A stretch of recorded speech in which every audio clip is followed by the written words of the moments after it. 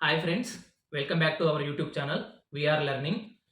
ఈరోజు మనం పద్మ అవార్డ్స్ గురించి, దాని హిస్టరీ గురించి తెలుసుకుందాం. సో వీడియోలోకి వెళ్ళే ముందు నేను మిమ్మల్ని 4 క్వశ్చన్లు అడగాలనుకుంటున్నాను. First one is, who is the person to refuse all Padma awards even though the government of India awarded? The answer for this sitarist Vilayat Khan refused Padmasri in 1964, Padma Bhushan in 1968 and Padma Vibhushan in 2000. So ఆయనకి 3 Padma awards మనం చెప్పుకున్నట్టు Padma Vibhushan, Padma Bhushan and Padmashri వచ్చినా కానీ ఆయన refuse చేశారనమాట, తీసుకోవడానికి ఇష్టపడలేదు. Second question, in 1954 the year in which Padma awards instituted, how many persons got Padma Vibhushan? So 1954లో మనకి పద్మ అవార్డ్స్ ఇన్స్టిట్యూట్ చేశారు, అప్పటి నుంచి ఇవ్వడం స్టార్ట్ చేశారు.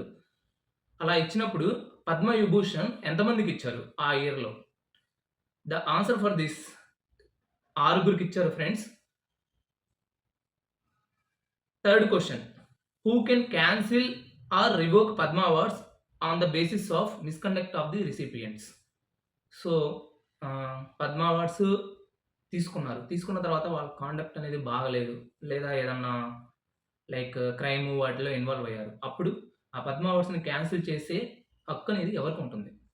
The answer for this is the president of India. He or she can cancel or revoke Padma awards.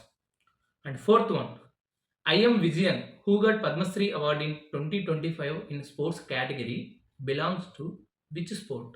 So IM Vijayan అనే అతనికి sports కేటగిరీలో 2025లో పద్మ అవార్డ్స్ ఇచ్చారు, పద్మశ్రీ అవార్డు వచ్చింది. అది ఏ స్పోర్ట్లో ఇచ్చింది? The answer for this is football గేమ్లో ఆయన మంచి ఫేమస్ అనమాట, సో ఆయనకు ఇచ్చారనమాట. ఫ్రెండ్స్, ఈ ఫోర్ క్వశ్చన్స్లోనే మన Padma awards history, Padma Shri awards, Padma Vibhushan awards and Padma Bhushan awards, వీటి గురించి మనం తెలుసుకున్నాం.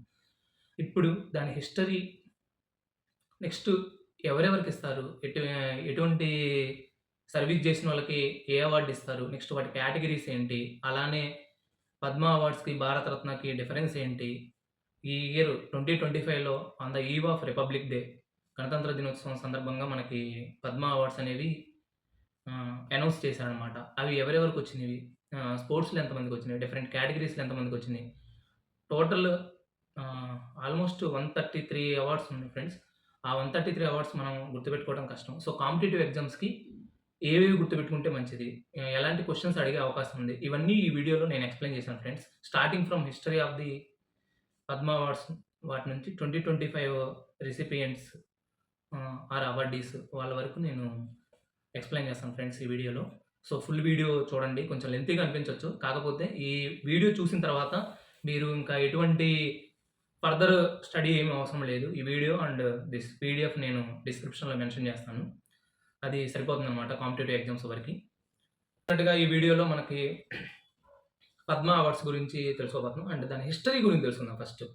ఎందుకని నేను హిస్టరీ గురించి చెప్తున్నానంటే ఫ్రెండ్స్, పద్మ అవార్డ్స్ అనేవి కరెంట్ అఫైర్స్ రీసెంట్గా ఇచ్చారు 2025లో. ఇది మనకి ఎవ్రీ ఇయర్ ఇస్తూ ఉన్నారు. 2025లో on the eve of republic day announce చేశారు. దీని హిస్టరీ తెలుసుకోవడం వల్ల ఏంటంటే మనం general awareness and GK, general knowledge, next దాని హిస్టరీ, ఈ 3 కూడా కవర్ చేయగలుగుతాం అనమాట. సో ఫస్ట్ క్వశ్చన్ మనకు వచ్చేది, వాట్ ఆర్ పద్మ అవార్డ్స్? అసలు పద్మ అవార్డ్స్ అంటే ఏంటి? Padma awards are one of the highest civilian honours of India, announced annually on the eve of republic Day. So Republic Day నాడు పద్మ అవార్డ్స్ అనౌన్స్ చేస్తారని చెప్పుకున్నాము ఆల్రెడీ. సో ఇవి ఏంటంటే సివిలియన్ హానర్స్ అనమాట, ప్రత్యేకంగా కొంతమందికి ఇచ్చే హానర్, అందులోనూ civilian honour. Awards are conferred in 3 categories. 3 కేటగిరీలు ఇస్తారు మనకి అవార్డ్స్: పద్మ విభూషణ్, పద్మభూషణ్ అండ్ పద్మశ్రీ. ఇవేంటంటే ఒక ఆర్డర్లో ఉంటాయి అన్నమాట. పద్మ విభూషణ్, పద్మభూషణ్, పద్మశ్రీ. సో పద్మ విభూషణ్ అనేది second highest civilian award, Padma Bhushan అనేది third highest civilian award and Padmashri అనేది fourth highest civilian award. So మీకు ఒక డౌట్ రావచ్చు, what is the highest civilian award in India? That is Bharat Ratna friends. Next, the award seeks to recognize achievements in all fields of activity disciplines. So మనకేంది, ఎక్కడైతే public service అనేది ఉంటుందో, involve అవుతుందో, ఆ fields ఉన్న వర్క్ చేసిన లేకపోతే సర్వీస్ చేసిన వాళ్ళకి పద్మ అవార్డ్స్ అని ఇస్తారు. Some of the fields include art, social work, public affairs, science and technology, trade and industry, medicine, literature, education, sports, civil service etcetera. Padma awards are instituted in the year 1954 same as the Bharat Ratna. So, ఇక్కడ మనకి 2 questions వచ్చినట్టే. Padma awards 1954 నుంచి start చేశారు. And Bharat Ratna కూడా అదే year నుంచి start చేశారు. So, Bharat Ratna highest civilian award in India. Except for minor interruptions during the years 1978 and 1979 and 1973 to 1997, they are announced every year on the eve of Republic Day. So, కొన్ని years ఇవ్వలేకపోయారన్నమాట. Due to political conflicts అయితేమి, లేకపోతే రాజకీయ సంక్షోభం వల్ల కొన్ని interruptions వచ్చినాయి Padma awards every year ఇచ్చే టైంలో. సో, మనం ఆల్రెడీ చెప్పుకున్నాం. 3 Padma awards in decreasing order of precedence. So, highest నుంచి లోయెస్ట్‌కి వెళ్తాను. ఫస్ట్ పద్మ విభూషణ్ గురించి తెలుసుకుందాం. Padma Vibhushan great lotus decoration. So, Padma Vibhushan అనేది great lotus decoration is awarded for exceptional and distinguished service. So, ఇక్కడ మనకి 2 టర్మ్స్ వస్తున్నాయి. ఒకటి ఎక్సెప్షనల్ అండ్ డిస్టింగ్విష్డ్, బాగా గుర్తింపబడిన, నెక్స్ట్ విశిష్టమైనది. ఆ సర్వీస్ చేసిన వాళ్ళకి పద్మ విభూషణ్ అనేది ఇస్తారన్నమాట. It is the second highest civilian award in India. మనం ఆల్రెడీ చెప్పుకున్నాం ఇది సెకండ్ హైయెస్ట్ అని. ఎగ్జాంపుల్ ఎవరెవరికి ఇచ్చారు? ఎంఎస్ సుబ్బలక్ష్మి గారు and VK Krishna Menon. MS Subbulakshmi గారికి వచ్చేసరికి మ్యూజిక్, మనం పొద్దున్న లేస్తే సుప్రభాతం వింటాం కదా ఫ్రెండ్స్, భజగోవిందం, అవన్నీ ఆమె ఎంటర్ చేశారనమాట. అండ్ వికే కృష్ణమేనన్ నేను పబ్లిక్ అఫైర్స్లో ఇచ్చాను. And in 1954 6 persons got the Padma Vibhushan award. So, first 1954లో ఇచ్చినప్పుడు 6గురికి ఇచ్చారనమాట Padma Vibhushan. Second one Padma Bhushan lotus decoration. This award is given for distinguished services of a high order. So, ఇక్కడ ఏంటంటే డిస్టింగ్విష్డ్ సర్వీస్ గుర్తింపు పొందిన సర్వీస్ చేయాలి, బట్ హైయర్ ఆర్డర్ ఉండాలి. It is the third highest civilian award in India. For example PV Sindhu badminton player, మనకి Olympic medal కూడా తెచ్చింది, ఆమెకి ఇచ్చారు. నెక్స్ట్ సుందర్ పిచాయ్. ఇక్కడ మనం గమనించాల్సింది ఏంటంటే Sundar Pichai Indian Born American. అతను ఇండియాలో పుట్టాడు, బట్ అమెరికన్ సిటిజన్షిప్ ఉందన్నమాట. వాళ్ళకు కూడా ఇస్తాం. So, Sundar Pichai CEO of Google Alphabet. And 1954లో 23 మెంబర్స్కి పద్మభూషణ్ అవార్డు ఇచ్చారు friends. Next Padma Shri noble lotus is awarded for distinguished service. So, ఇక్కడ ఏంటంటే జస్ట్ గుర్తింపు పొందే సేవ చేస్తే చాలు అనమాట. పద్మభూషణ్లో అయితేనేమో గుర్తింపు పొందే service, but the higher order ఉండాలి, హై ఆర్డర్ ఉండాలి. ఇక్కడ పద్మశ్రీలోనేమో డిస్టింగ్విష్డ్ సర్వీస్ చేస్తే చాలు, అంటే గుర్తింపు పొందే సేవ చేస్తే సరిపోద్ది అనమాట. As I said it is the 4th highest civilian award. ఇది సివిలియన్ అవార్డు ఆర్డర్లో 4th అనమాట ఇన్ ఇండియా.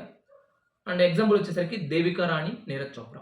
దేవికా రాణి మనకు తెలుసు, దాదాసాహెబ్ ఫాల్కే అవార్డు ఫస్ట్ ఆమెకి ఇచ్చారు. అండ్ నీరజ్ చోప్రా జావలిన్ త్రోలో ఇండియాకి గోల్డ్ మెడల్, నెక్స్ట్ ఇంకొక ఒలింపిక్ మెడల్ కూడా తెచ్చాడు, తనకే ఇచ్చారనమాట. Total 17 persons got the award in 1954. Friends, ఇవనేవి 1954లో ఎంతమందికి ఇచ్చారనేసి కొంచెం మీకు ఐడియా ఉండటం కోసం చెప్పాను. నెక్స్ట్ సరే, అవార్డ్స్ అయితే ఇస్తున్నాం, అసలు ఏమేమి ఇస్తారు అంటే అవార్డు అంటే ఏంది?